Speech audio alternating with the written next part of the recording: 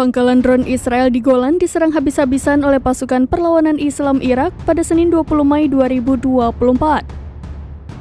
Yakni dengan menghujani peledak ke situs vital pasukan pertahanan Israel atau IDF tersebut. Video detik-detik peledak perlawanan Irak menghantam pangkalan drone Israel itu dirilis melalui Telegram pada Selasa 21 Mei 2024 kemarin. Dalam video tersebut tampak peledak perlawanan Irak meluncur dengan cepat.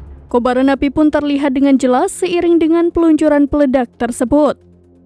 Namun sayangnya perlawanan Islam Irak tidak membeberkan total kerusakan dan korban jiwa imbas serangan tersebut.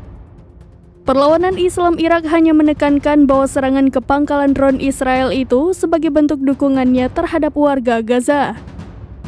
Perdana Menteri Israel Benjamin Netanyahu mengatakan Israel bertekad untuk pergi ke Rafah untuk melancarkan operasi terlepas dari apakah ada perjanjian gencatan senjata atau tidak.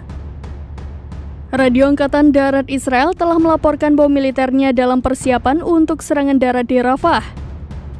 Israel disebut akan mengumumkan zona aman baru di Gaza Tengah.